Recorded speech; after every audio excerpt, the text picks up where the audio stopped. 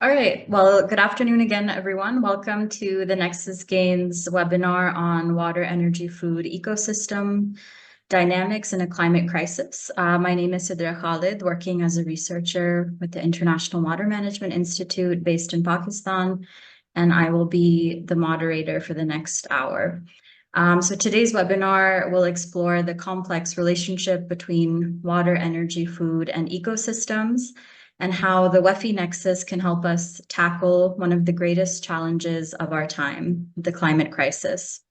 So for the first half of the webinar, we have two great speakers lined up who will be presenting on the interconnectedness of the WEFE elements and their responses to the urgent challenges posed by the changing climate.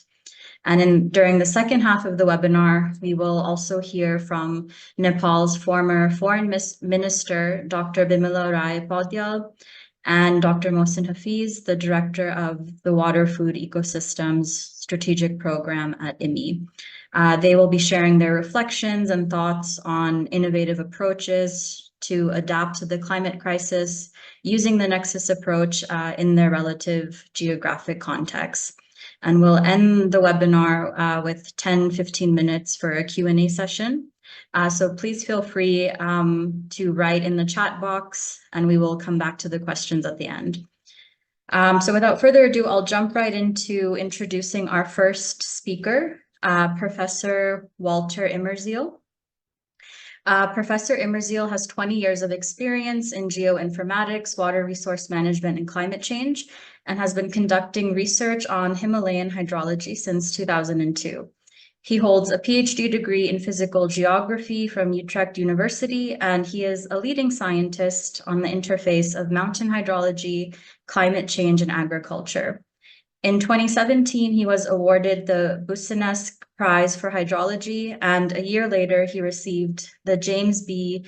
McElwain Medal and became a Fellow of the American Geophysical Union. And he currently works as Professor of Mountain Hydrology at Utrecht University. So he will be giving a presentation on visualizing the water, energy, food nexus in the Indus Basin toward the end of the century. So welcome, Dr. Immerziel, and over to you. Thank you, Sidra, for this very nice introduction. Let me share my screen. Okay, so yeah, thank you very much for the invitation to give a talk on this very interesting webinar. So what I want to talk about today is about the water, energy, and food nexus in the Indus basins toward the end of the century. And this is basically what I want to show is the results of a project of that we did during the last 4 years called Sustainedness. And much of the work that I'm showing today is part of the PhD thesis of Dr. Wouter Smolenaar from Wageningen University. Yeah, first, for those who are not familiar to the Indus, a short background. The Indus Basin is really a very fascinating basin for different reasons. It has in the upper reaches of the Indus basins, it has enormous amounts of ice and snow fields. The downstream area of the Indus basin is arid, and at the same time, it contains the largest irrigation scheme in the world, and also has a lot of hydropower in the upper reaches and mega cities downstream. So this combined makes the Indus basin an extremely water-stressed basin. And there's a lot of groundwater depletion. It's also characterized by very rapid population growth. So as such, it is a climate change and nexus hotspot. The Indus basin is facing also very large challenges in terms of reaching the Sustainable Development Goals. The Sustainable Development Goals we have focused on in our project were clean water and sanitation, zero hunger, number 2, and affordable and clean energy, which are, of course, the elements of the nexus. So it's very clear that in this basin, water, food, energy, and ecosystems are intrinsically linked. And changes in the system can put big pressure on the sectors and also on the connections between the different components of the nexus. So the drivers of these changes are, of course, climatic drivers. So the Indus too is characterized by strong climate change. There's quite rapid warming, and the rate of warming is quicker than the global average. So of course that has implications on glacier melt, on snow melt, on the timing of water. And on the other hand, there's also very strong socioeconomic development. So there's rapid urbanization, there's economic change, people's diets are changing, there's population growth. So the knife cuts on both ends, so to speak. So changes in one sector can thus have very drastic consequences across the nexus and affect the status of other sectors as well. So it's very clear that adaptive action towards reaching these sustainable development goals 2, 6, and 7 is required. But in a basin as complex as the Indus, it is really important that we don't address those development goals in a siloed and sectoral manner, but we need to do that in an integrated way, as there is a very clear connectivity between the different sustainable development goals. And at the same time, we also want to support other SDGs like climate actions, life below water, life on land, and biodiversity, and things like that. So the advantages of trying to approach this from a holistic approach is that negative feedbacks can be prevented. And if you really try to quantify the relation between the different sustainable development goals, you can also find synergies that can potentially be exploited. The disadvantage is that this is holistically addressing these topics is very complicated. And also what is the optimum? It may not be possible to meet all the sustainable development goals. So policy choices should define a good approach and acceptable trade-offs between the sectors. So this is a bit of the background that led us to writing this project proposal. And the overall aim of the proposal was to develop sustainable pathways that support decision makers and practitioners to develop science-based policy and climate-smart solutions to provide food, water, and energy to all the people in the Indus. So the project is designed, you can see the project design on the right-hand side. We have different work packages. So one on let's say, smaller scale climate smart innovations, one on water and energy, one on water and food. And we try to bring that together in a fourth work package where we look at the water, food, energy nexus. And we try to translate these relatively generally defined sustainable development goals to specific Indus Basin development goals. Yeah, so today I will talk mostly about the work we've done in the third work package because of time. So this was an international project with involvement of the Pakistan Agricultural Research Council, Lead Pakistan, Wageningen University, Utrecht University, where I'm from, Climate Adaptation Services, and the International Center for Integrated Mountain Development. So the project ran from 2019 to 2024. And as I said, one of the main objectives was how do we translate these global SDGs to specific Indus Basin sustainable development goals? So one of the things we try to address is, of course, these sustainable development goals or the Indus Basin development goals also depend on the scenario or the economic development that we're going to expect in the future. So the approach we took is, we took the socio-economic scenarios that were defined in the Hindu-Kush Himalayan assessment, and we combined that with the IPCC SSPs. So we basically looked at 3 different scenarios: a downhill scenario, a modeling through scenario, or a business as usual scenario, and a prosperous Hindu-Kush Himalayas, where we have a sustainable world and trade between countries. And and what we did then is we tried to make scenarios and for water, food, and energy. That's what you see on the right-hand graph for the 3 different scenarios. So you can see that, the downhill scenario is most extreme. And in colors, you see the change in the resource security target. So the change in the amount of water, food, or energy that is required to sustain the population in that scenario. So you can very clearly see that there are strong differences between the socioeconomic scenarios that we choose. Another topic that we studied in the project is also that, when you study the nexus, you also have to account for the spatial linkages in the system. So what is shown here is basically if there is a change in the upstream water use, because there's more economic activity in the upstream part of the basin, that evidently has consequences for what's happening downstream. So what you can see here is basically the projected changes in the downstream per capita water availability due to upstream consumption. So you can also see that particularly during winter and for the more extreme scenario, that you can have a reduction of up to 20 to 25% in per capita water availability due to changes that are happening upstream. So accounting for those upstream downstream linkages is also very important. Yeah, so to improve food availability, future agricultural expansion and intensification and crop choices are needed. And obviously this will affect food security, but it also impacts the water security. So it's very important to account for the trade-offs between those two. So to address this, we did a scenario analysis and we looked at different variants. So we have a baseline trajectory and we have a water limited trajectory and a food priority variant. So under the water limited variant, we give priority to water conservation. So the agricultural land use that is going to develop in the future and the changes that are going to occur are designed in such a way that it promotes water conservation. The other variant is we give food production priority. So we try to optimize the food production. And then we compare that to a business as usual scenario. Well, here you can see some of the results of that for the two socioeconomic scenarios. SSP1 is the sustainable one.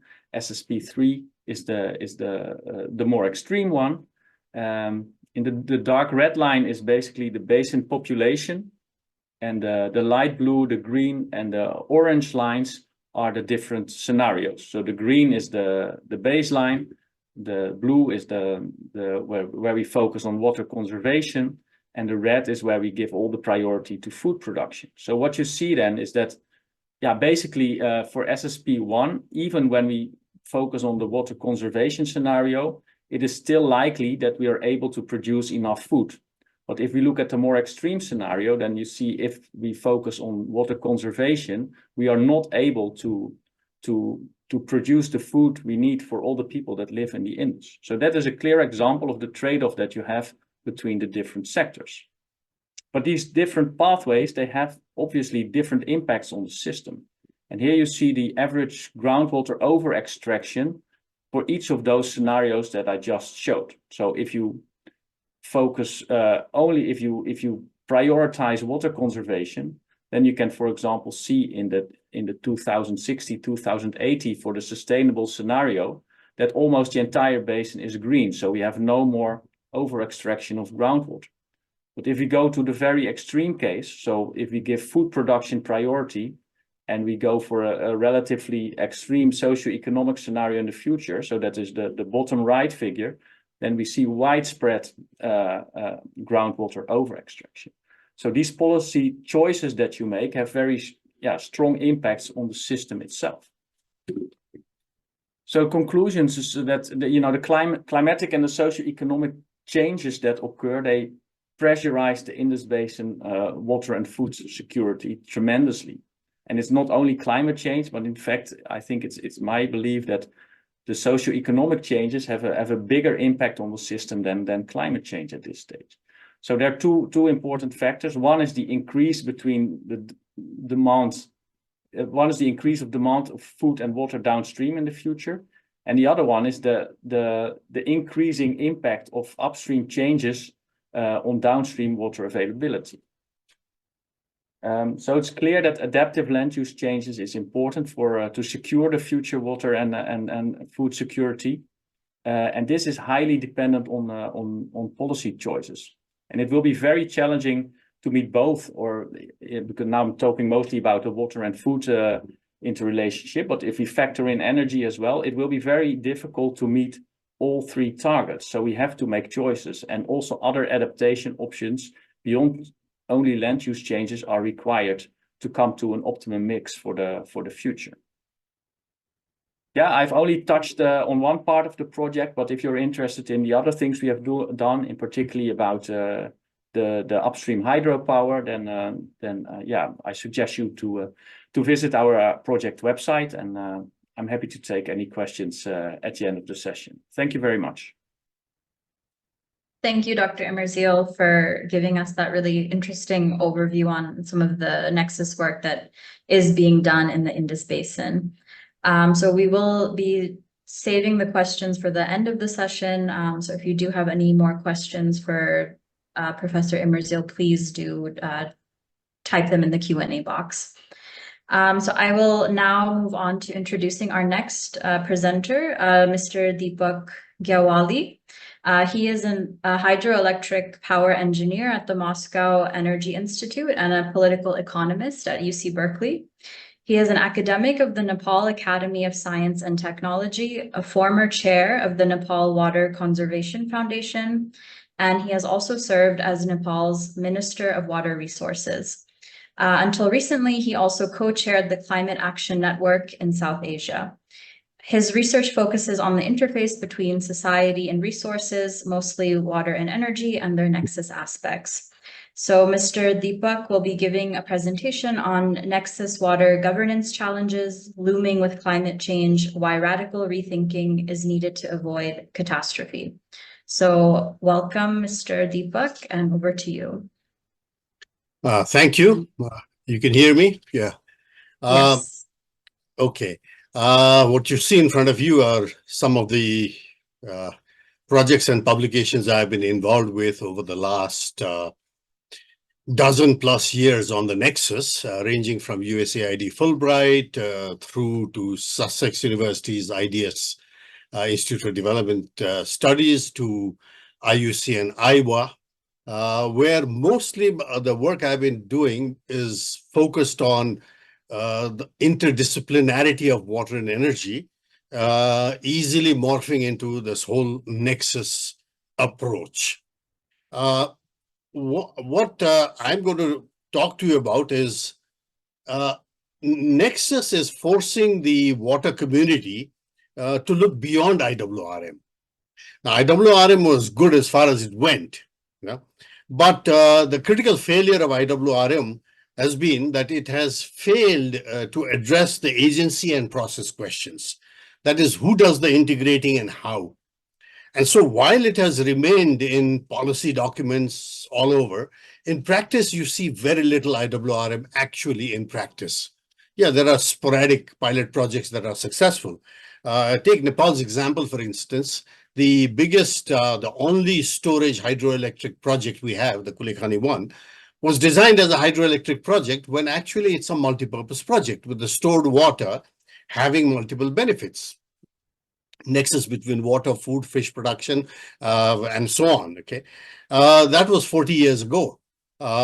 Today, we haven't built storage projects, but the talk of other storage projects like Budi Gandaki or Weseti are still seen as only hydroelectric projects.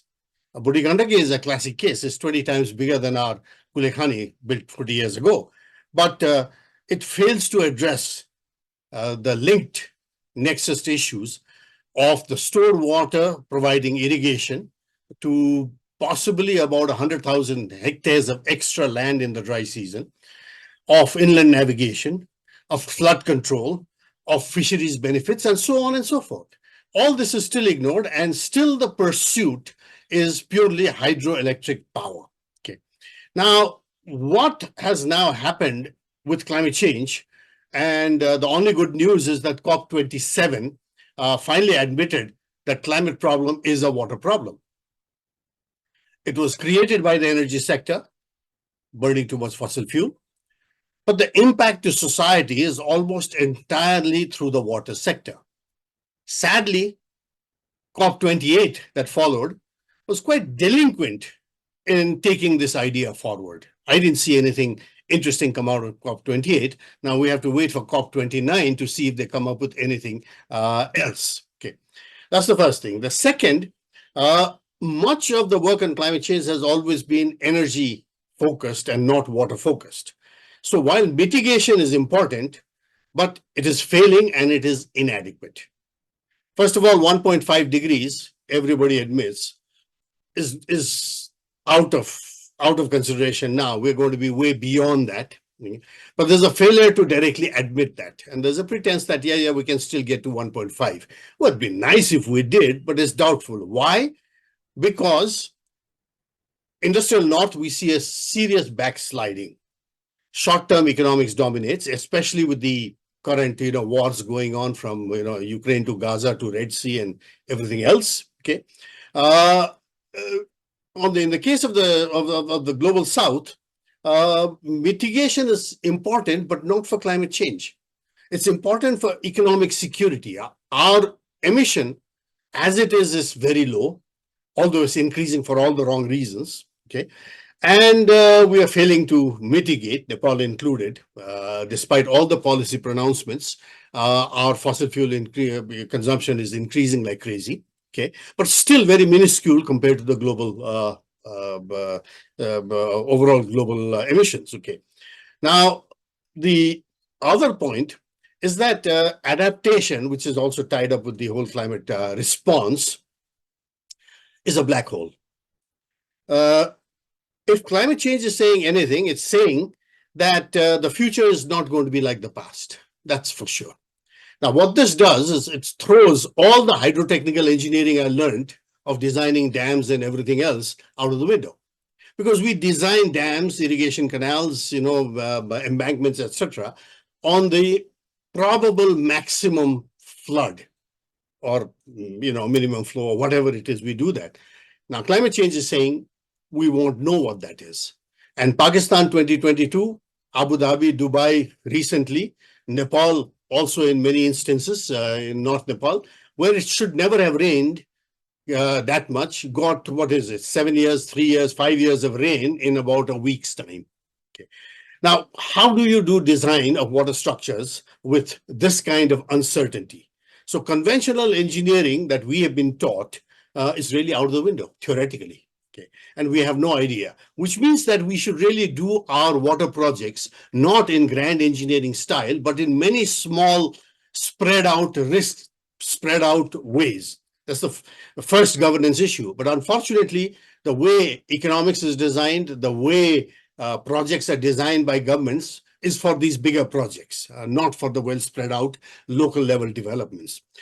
High economic costs and bad short-term economics is dominating, and I'll come to that in a while.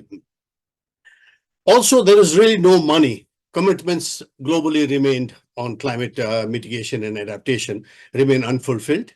Loss and damage is a very good, interesting idea morally, but it's too politically charged to basically succeed.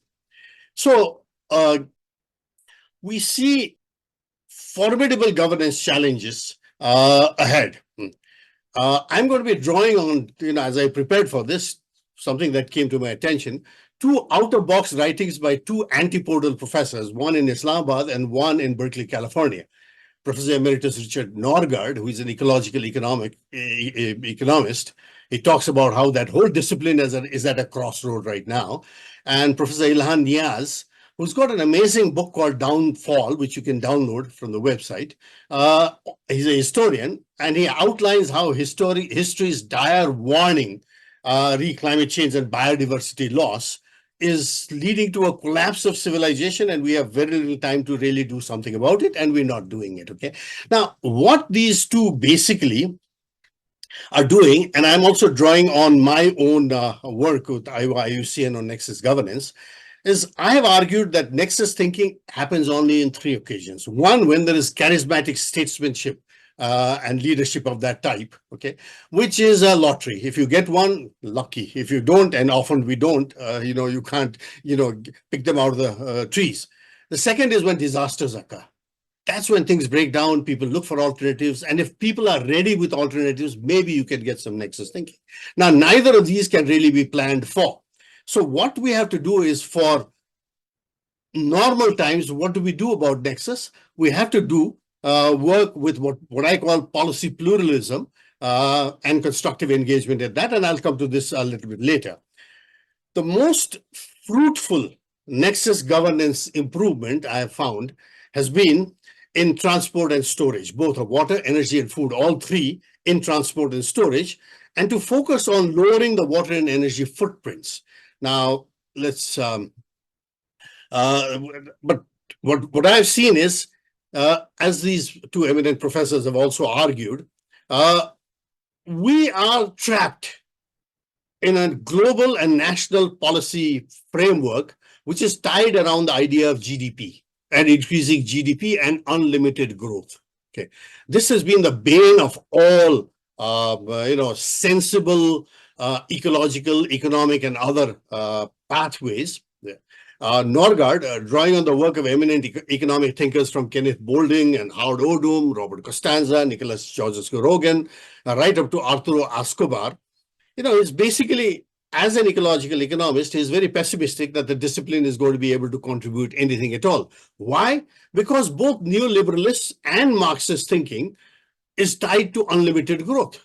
So unless we can get away from unlimited growth, away from valuing nature to get the price right, as is tried, we are completely on the wrong path, and we are accelerating our way towards a global crisis, as with both climate change and biodiversity loss is showing. Ilan Niaz is even more fascinating. As a historian, starting with Herodotus and going through Ibn Khaldun and Darwin and John Stuart Mill, he shows how they have warned. It's not that they have not warned. Most interesting, the father of modern capitalism, I guess, John Stuart Mill, he had said 150 years ago that he had argued against unlimited growth. He had argued for stationary economics and for moderate well-being, capping, going for stationary economics, capping growth, and going for moderate well-being, which we can afford. It reminds us of Mahatma Gandhi's famous statement, "The world has enough for our needs, but not enough for our greed." Okay. Now, what this has done is that the political economy of it all is that the senseless is winning over the senseless. And it is leading, as these two professors plus all the other thinkers they quote highlight, is leading to a civilizational collapse. The signs are not good. Okay. And there's growing inequality even in the North to dangerous proportion, leading to possibly tremendous social upheavals. The same in the South. There's a likelihood of more wars. As the Indian Foreign Minister Jaishankar recently said, Ukraine and Gaza might just be sideshows compared to what might be coming if we are not careful. And for the global South, the age of aid has ended. This is the brutal truth. We cannot hope to do our development, plan our development around the idea that we will be getting aid, to do that kind of thing. We'll have to do it by bootstrapping ourselves. That international cooperation, as we have known it for the last 70 years, is practically dead. So what does rethinking governance essentially then mean? Okay. Nexus requirement shows that we have to worry about footprints now of our everyday consumption. They point to the need for localization of much of our necessities. Yes, we can still have trade in luxuries and pay much higher for that, but necessities should not be globalized. COVID showed us that. These wars and Red Sea blockade by the Houthis and all is also showing that globalization is a very fragile base. If efficient though it might be, is a very fragile base to plan ourselves on. And household decisions, now let's remember why localization, because household decisions, as our research has shown, at the farm level and elsewhere, are always nexused. It is when one moves up the totem pole, higher to government departments, national governments and all, that you end up with siloed decision making. As in Nepal's case, when we're not building multi-purpose storage projects, but we're building hydropower dams only. Okay. Now, if we're going for footprints, and we need to be taxing higher footprints versus lower ones, and cutting down on overconsumption. Now, this is going to be the main nexus challenge in the days ahead. So finally, I would argue from the diagram that you see on the side is based on our research over 8 years with International Institute for Applied Systems Analysis in Vienna, that governance and nexus governance, as I said, in normal times requires a constructive engagement between the three basic solidarities of state bureaucratic hierarchism, market individualism, and activist egalitarianism or civic egalitarianism. Okay, it has to move away from policy monism of only governments doing it. It also has to move away from this silly thing called PPP, public-private partnership. It's a disaster. We should be going for PPCP, public-private civic partnership. And currently this PPP bypasses the civic, bypasses all these values of equity, values of environment and all, and just goes for the same growth oriented kind of unlimited growth kind of a development. So finally, I would argue that it's restoring, and there has been tremendous distortion in governance that we have had, where governments are no longer the trustees that Edmund Burke argued for. It's a license Raj, where governments are doing business. Markets are no longer really competitive markets, but they're crony capitalism in cahoots with government, public-private partnership. And NGOs too have really not upheld values other than profit, values of justice, values of equity and all that, and have become businesses. What I call bongos, dongos, gongos, pongos, party organized NGOs, business organized NGOs, and so on and so forth.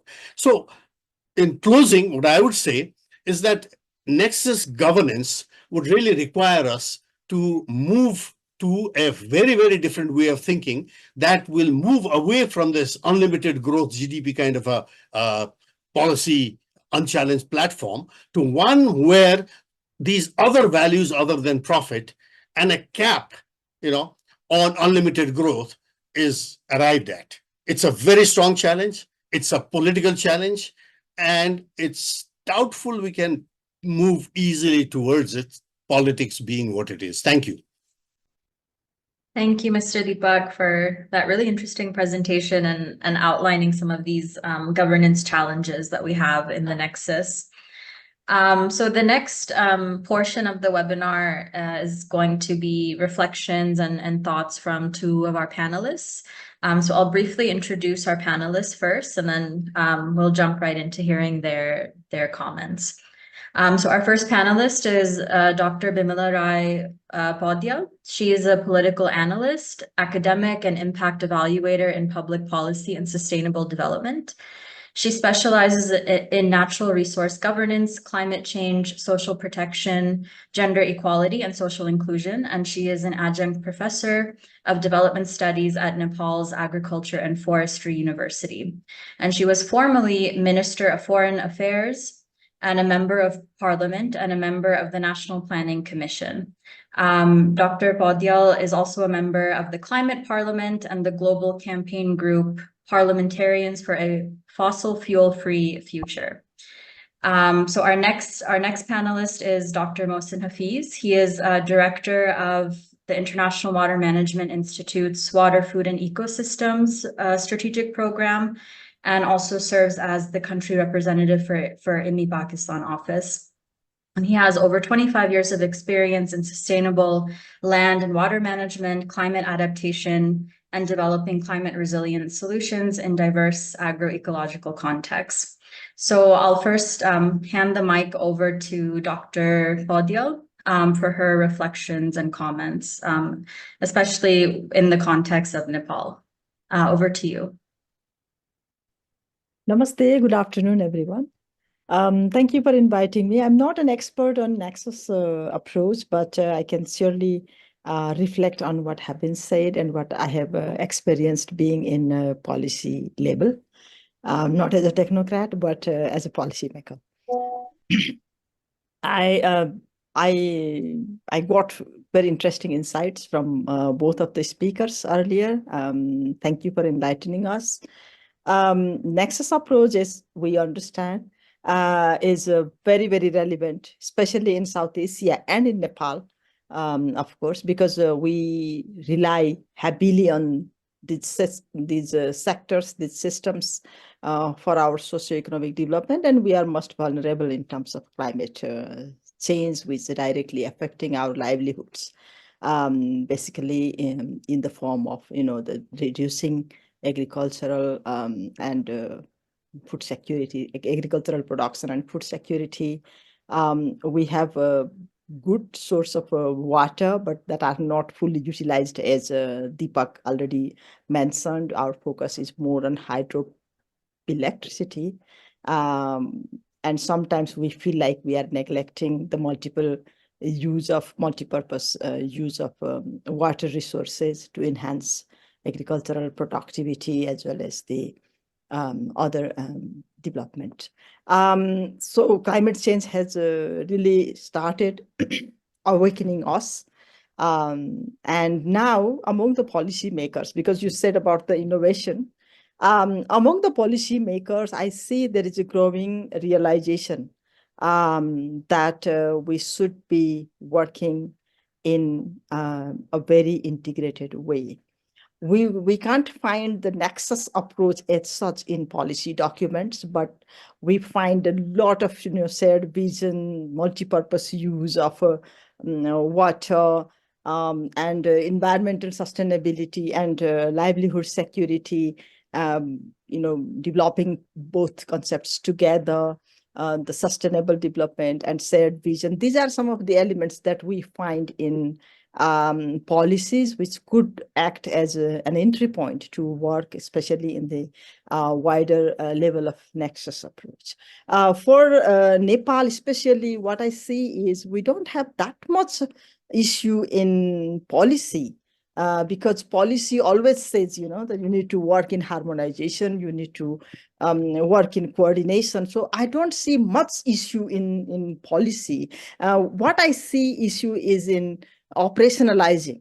And when we talk about operationalizing nexus approach, we do have too many institutions at the central level, and most often we work in silos, and that's the major issue. We have Ministry of Environment, Ministry of Agriculture. There are so many departments on it. And sometimes you feel like there is a horizontal as well as vertical silos behavior that these institutions show. What we have is one of the good practices that I would like to share is, despite of having difficulties at the federal level, at the central level, we do have some good practices coming up from the local government level and from the province level, and these really show some sign of progress. I just give you one example. One of the NGOs, that NGO, national level NGO, that was promoting climate smart village concept. In many of the mid-hill districts, and there they were integrating really the village level planning, working with local government and integrating village level planning, integrating the water sector, agriculture and food security, and then biodiversity related issues in the integrated planning processes. They were actually supporting the local government on that, and that was a very, very nicely developed integrated plan that was executed, and that really showed the village became resilient to climate change impacts. When they saw that, and when they started showing the effect of that local level initiatives to province level, province got interested to that, and that's how province also started to learning from the NGOs, and with the technical support from NGOs, the province has started working in the same and scaling up the approaches to its provinces, working at slightly, the wider level and in the larger scale. And interestingly, the same concept, when it was coming from it started coming from provinces, then the periodic plan of government of Nepal started recognizing that we will pilot and we will scale up the climate smart village approach, for example. So this is how the local initiative once started at the local level, and when people realize its importance, because for people, food security is important, water is important, biodiversity is important because of the cultural and social and livelihood issues. And that's why people really, they don't care about what happens at the center level. They care about what happens at the local level and how it impacts. So when people started benefiting from that, they influenced the local government and then the province, and finally it comes to central level. This is how this approach is working. And where I see very good opportunity for us is Nepal has gone to federalism at the moment. So we have 3 levels of government. We have local government, which is more or less independent in village level and palika level planning. Similarly, we have provinces, which are also independently, they can plan independently. So if we build, the capacity with technology, with the knowledge and resources at the local level and at the provinces level, I think that we can, influence the central level accordingly. So I see that as a good practice. And when we talk about integrating and working in NEXUS approach, it's important that we don't believe the social equity and the gender equality aspect. I give you a very small example. When I visited that one of the climate smart village, one of the women, there were many women who were taking part in applying the climate smart approaches in their village. One of the women said to me that, look, I got one very small tool, because she was showing me the tool, very small tool to clean the cow shed that she used to do earlier on her own with hand. And now she has got one, the very small machine type of thing that can be used to clean the cow shed. And very clearly she said that when I was doing these things on my hand, my husband, my children, they never helped me. And then it was very cumbersome. But when we started using the technology, when a simple tool came in the house, and then I started using the technology, even children started helping me. Even my husband now cleans the outside and goes to the tea shop. So it really gives a very important insight that when you introduce the technology, look for climate smart as well as gender smart, I would say, smart in terms of time, in terms of reducing the time and labor of women, especially because the climate vulnerability you can see more on women because of migration and all other things. So I think there are different approaches that we can try. The motto is basically to start from the local level, try at the local level, bring it to the wider level, and then influence at the policy level. This is what I have learned so far. Yeah, thank you so much for giving me time. Thank you, Dr. Paudyal, for sharing some of those really interesting insights from Nepal, especially these promising practices of integrating the NEXUS approach from the local to the provincial levels, and especially your last point on incorporating more gender and social inclusion aspects. So I'll move on now to Dr. Mohsin Hafiz to share his thoughts specifically based on his experience from Pakistan and working on the Indus Basin. So over to you, Dr. Mohsin. Thanks, Sidrak, for the immense pleasure to join this forum as a webinar, as a panelist. And I thoroughly enjoyed that one, the presentation. Let me start giving some of the examples about that one. The Professor Walter, he really touched about the most of the trickiest issue in which is happening in the Indus Basin, which is one of the world, that one the most risky water tower among all the water towers there. And here that's adding another complexity, that one in the geography, which is region where that's located, it's shared within the countries, the India, Afghanistan, Pakistan, and China, where there is a lack of trust.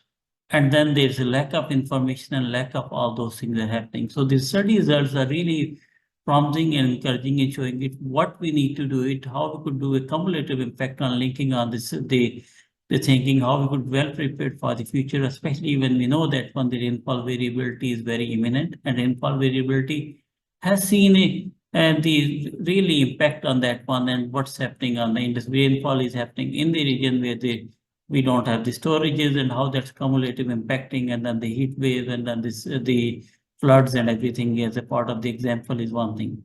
Just to illustrate, I'm giving the example of the part of this 2022, where Pakistan, 1/3 of Pakistan was under the flood, and then there was a huge catastrophe there, and we were facing that flash flood as well as the riverine flood. But at the same time, the government of Pakistan was declaring that there will be 20% of water shortage for the next cropping season. Why?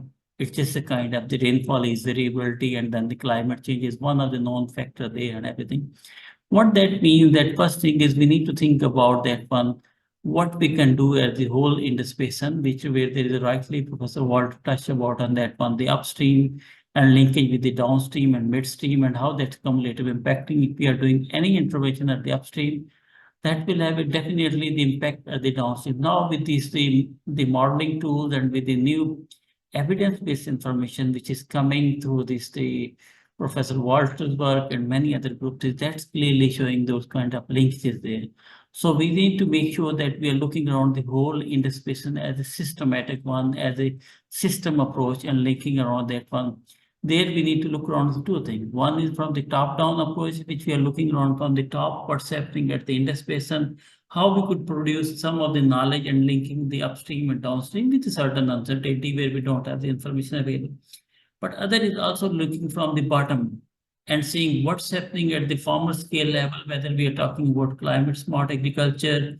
We want to make sure that water security is not at the cost of the food security, is not at the cost of energy security. We need to optimize that kind of the balance, water, food, energy security, while making sure that the ecosystem is quite healthy.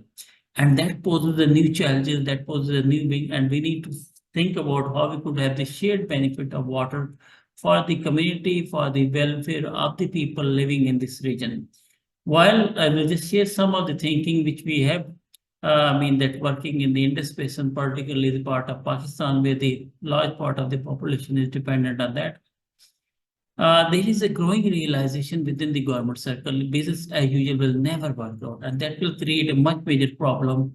And especially many of the climate studies have predicted that in 2060, 70, there will be a lot more, the glacier melt and everything will be happening, and we may not have enough water available in this thing. On the top of that one, we also seeing the groundwater was enough, and it was a plenty of groundwater. But now over the last 10 years, excessive the installation of T wells has led towards that one, the excessive depletion of the groundwater. And so we need to find a balanced water for us and for our generation. Water is using in the whole Indus Basin around that 90% for agriculture, but also population is increasing. How to find that kind of balance where we are thinking about the SDG goal 2, which is about the food, SDG 6, and as well as also about that one, the other one looking on the ecosystem. Therefore, that the government is seriously thinking, at least in the context of Pakistan, they need to do some of the out-of-the-box solution.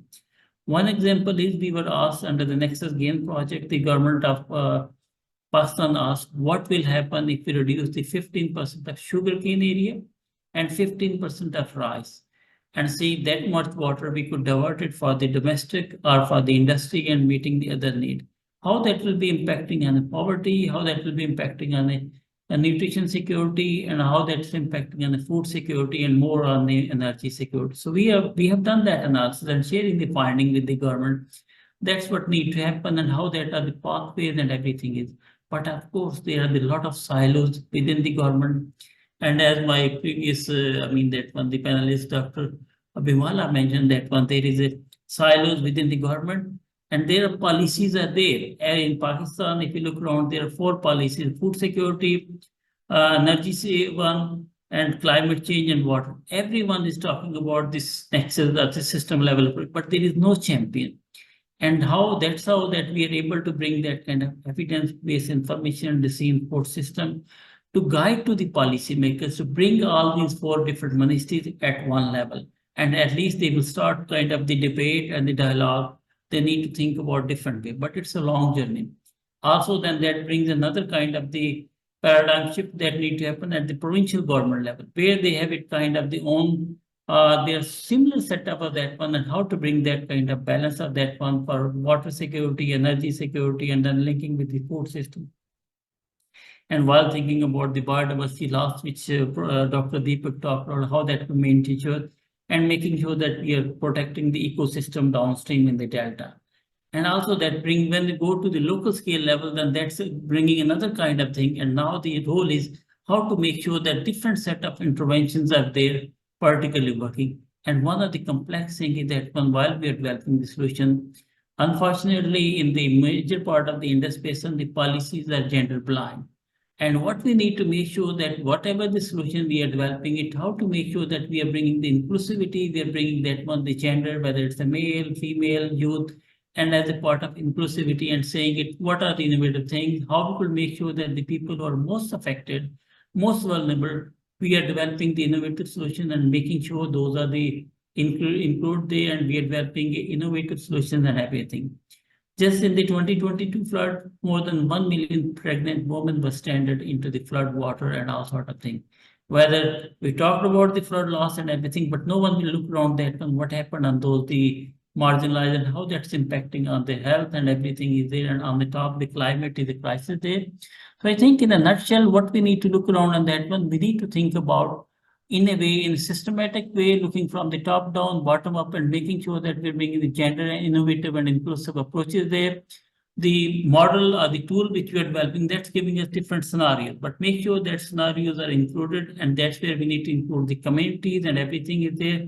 And lastly, what Dr. Deepak mentioned, really that's inspired me about that public, private, and community partnership or the civic partnership, and how will bring that kind of the thing, innovation, and that will be helpful for us to make sure there is ownership of the governance of those innovative solutions and helping us for the transformative pathways for the achieving the water security, food security, energy security, and for us and as well as for future generation, while not damaging anything on the ecosystem for the end civilization, which was one of the past things which we have witnessed over the period of time. Thank you very much. Thank you, Dr. Mohsen, for sharing some of the insights from Pakistan and highlighting some of the important foresight analysis work that's being done under NEXUS Gains initiative. So we have about 7 minutes left for questions. And I see Mr. Deepak has already answered some of these, but there was one question directed to Professor Immerziel. During your presentation, that the slide that you shared on the downhill scenario, is that meant to indicate business as usual or something else? No, the downhill scenario is not a business as usual. That is the the downhill scenario corresponds to SSP3, so that is the regional rivalry. And modeling through is the same as business as usual, if you still remember my slide. Okay, thank you.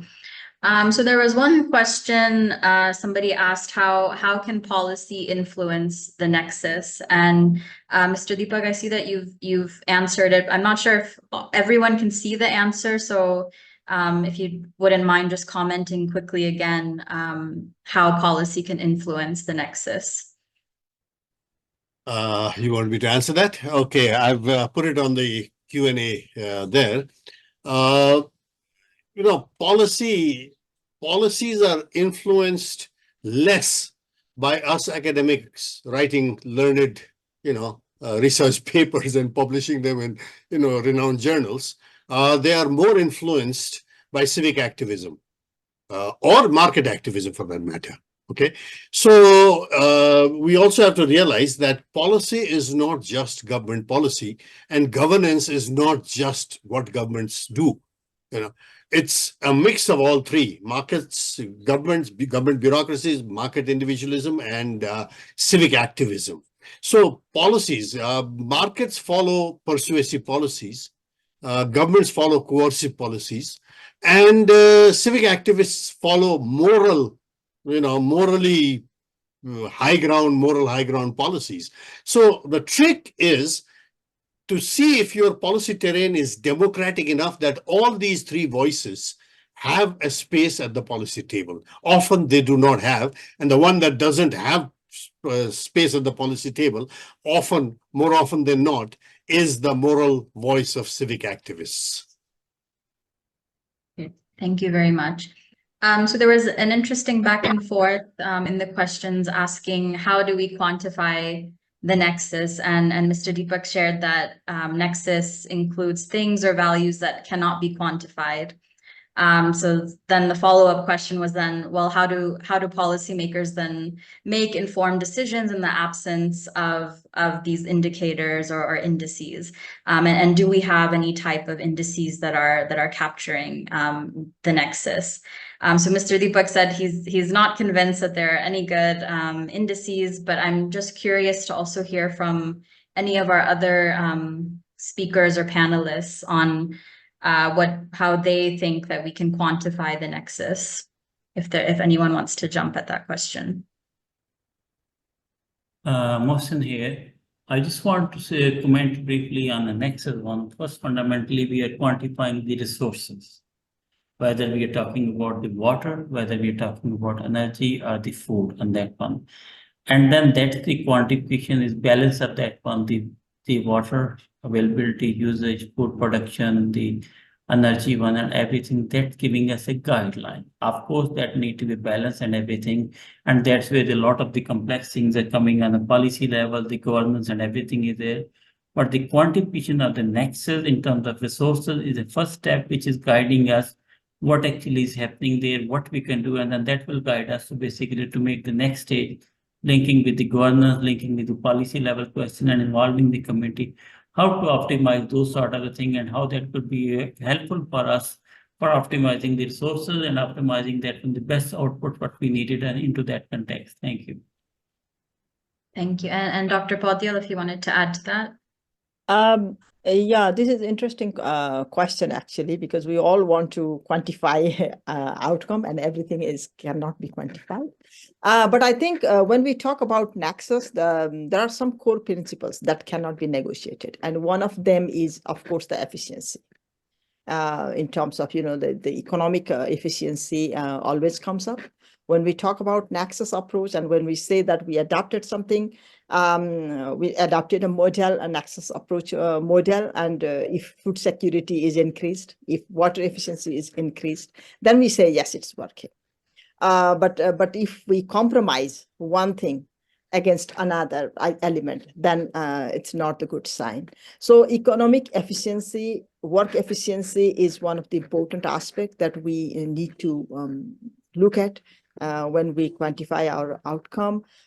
Social security, especially I focus on livelihood security of people. When we have a hydropower generation project, for example, no matter how many watts it produces to the central line, but if it affects adversely to the water availability of the farmers, then it's not working. So we must ensure that it also provides water irrigation to our farmers and agricultural productivity is improved. It's similarly, the environmental sustainability is another important aspect. So when we quantify or when we qualitatively assess the outcome, it's important that we don't neglect economic efficiency, social security, and environmental sustainability when we talk about nexus approach. Thank you. Thank you, Dr. Paudyal. So we're just at time, so I'll close the webinar here now. So I want to thank all of our speakers and panelists again for taking time out to join us today, and for all of our participants for your engagement and for asking these really interesting questions. And you'll see in the chat box links to where you can register for the next NEXUS Gains talks or see recordings of previous webinars. So thank you again, everyone. And with that, we will close the webinar for today.